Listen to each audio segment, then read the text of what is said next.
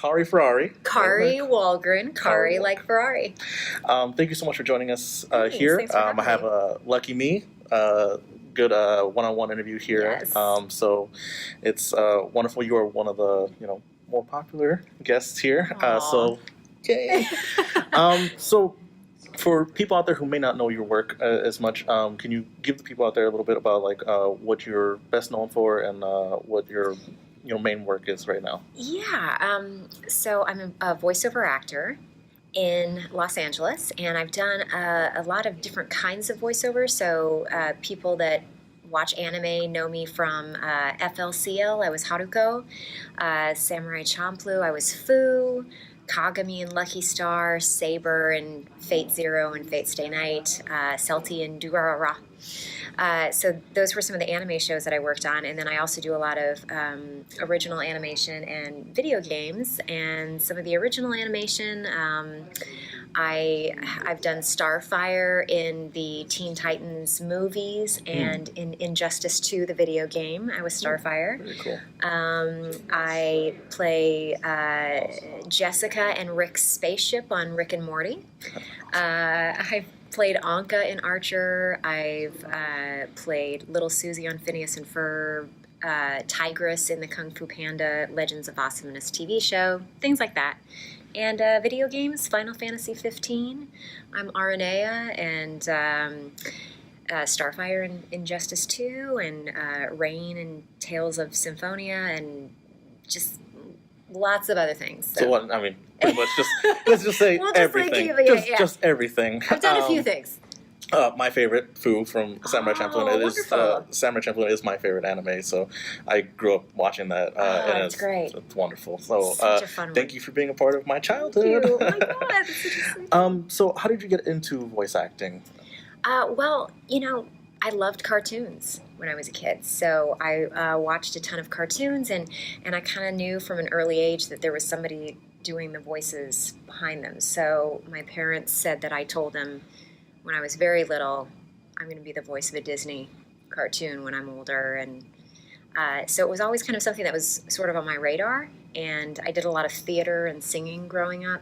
So I ended up going to school for theater. And just when I moved out to Los Angeles, just started auditioning for a bunch of voiceover, and it started to hit. Nice, very cool. And what was the your first actual voiceover gig that you did?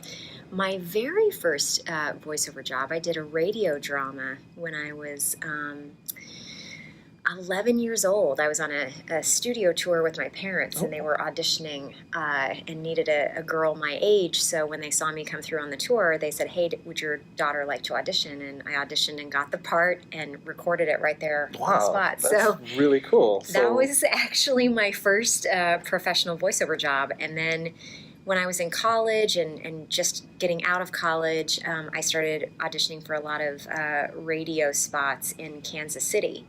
Because I'm from Kansas originally, so I did a lot of McDonald's spots and things like that. But the big one when I moved out to Los Angeles was my very first animation job that I booked was FLCL, the role of Haruko. And I saw this ad, and they were looking for voice actors, and so I auditioned, and I ended up getting the part. Oh, that's very cool. Now, when you again, it sounds like the story is. I've interviewed a few voice actors in the past, and some of them had just wonderful, I went out for an audition and this, but yours was more of you were gifted with this opportunity, and all of a sudden I'm a voice actor. So after your first voiceover gig at age 11, from there on, would you just kind of just fall in love with it? Was it something that you just wanted to do more?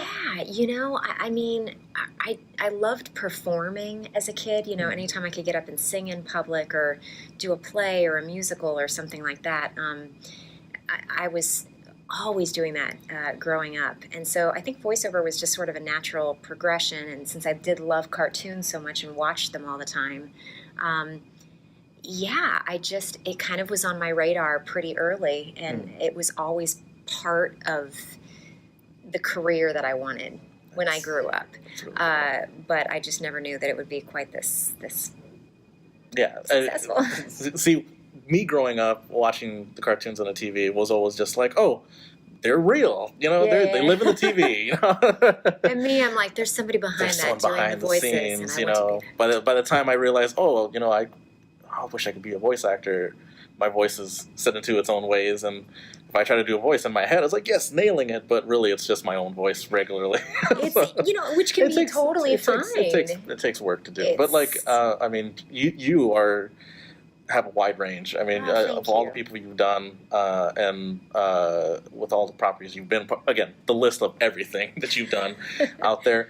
Do you have any like favorite experiences from your time from the many plethora of roles you've taken? Oh gosh, you know, I always get asked that as far as do you have a favorite character or a favorite project, and I can never pick because They're all wonderful. It's just always so much fun, and every day is different in voiceover because you could be playing, you know, a vampire in the morning and an old woman in the afternoon, and you know, a little girl the next day. So it's just you're always constantly getting to do something different. Yeah, I can never pick a favorite. I keep trying to figure out how to answer that question. I can't. Oh, okay.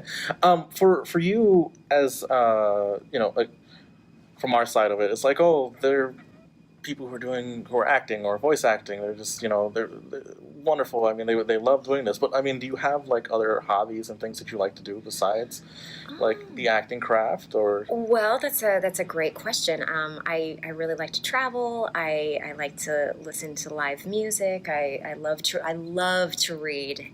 I've always got like a stack of books on my nightstand. And philanthropy is pretty important to me, so I always like to volunteer and try to be donating to charities that I really care about and stuff like that too. oh, that's really So. cool. Well, do you have any like favorite charities or things that you really like to volunteer for? Ooh, yeah, you know, DonorsChoose.org is a really, really cool organization.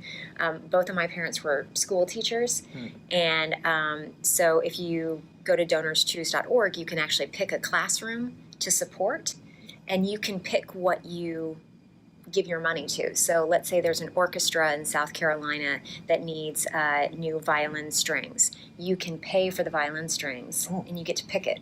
Or if you want to say, okay, I want to donate specifically to math and science, or I want to specifically donate to something from to a school in my hometown, you get to pick where your money goes. That's actually really cool. So it's very, very cool. And then Homeboy Industries is another really, really great one, and they help out previously incarcerated and gang members that are trying to get back into society and get jobs and get their lives together, and they help them out with that. So that's pretty cool. Yeah, those are two I love. That's awesome. That's really cool. From there, you know, you talked about, you know, you love live music and traveling and books. I mean, do you find a lot of inspiration in that for, you know, applying it to your acting craft that you do? Yeah, you know, absolutely. Anytime you travel, I feel like you get to know different parts of yourself, and you have different experiences that always kind of fuel into your art. And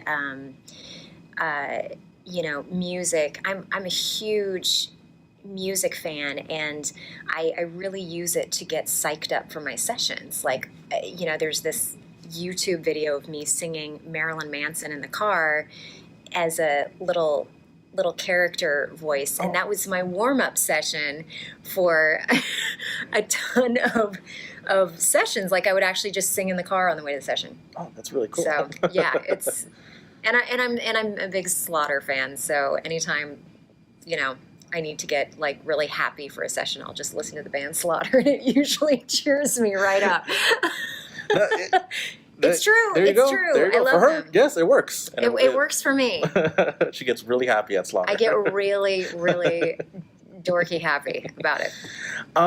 For people who are out there for people who are 11 years old out there who are looking to maybe want to get into like a craft of, you know, acting or voice acting, I mean, do you have any advice for them or anything that they should, like, you know, think about wanting to pursue this type of career? Yeah, absolutely. You know, the first thing, especially with voice acting, is get to know your voice, which seems like such a silly, basic thing, but a lot of people, you know how sometimes you'll listen to yourself on a voice recorded message, and you're like, wow, do I really sound like that? Yeah. A lot of people say, oh, I want to be a voice actor, but they don't really know what they sound like. So experiment, just kind of, tape yourself talking, see how high your voice can go, see how low your voice can go.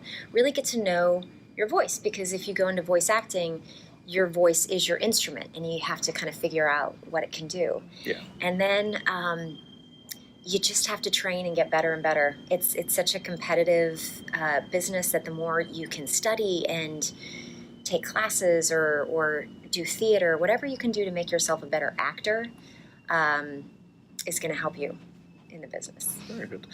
Do you have like any? Do you yourself do a lot of like vocal exercises or anything like that, or besides singing? Besides singing Marilyn Manson in the car, I take classes.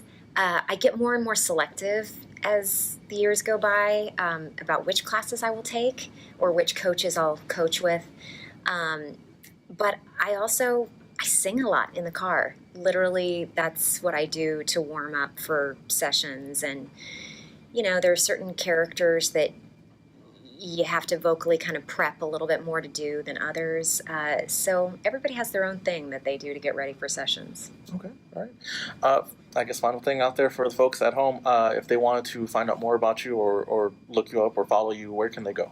Absolutely. I'm on Twitter at Kari Wahlgren, and it's KariWahlgren. It's one of those weird Swedish names. And then I'm on Instagram at Kari_Wahlgren, all lowercase letters.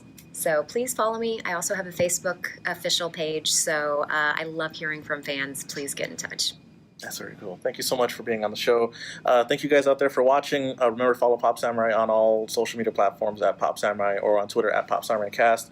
And look forward to more coverage of Anime Milwaukee 2018. Thank you so much for joining me. Yeah, thank This is Johnny Hoon. Catch you later.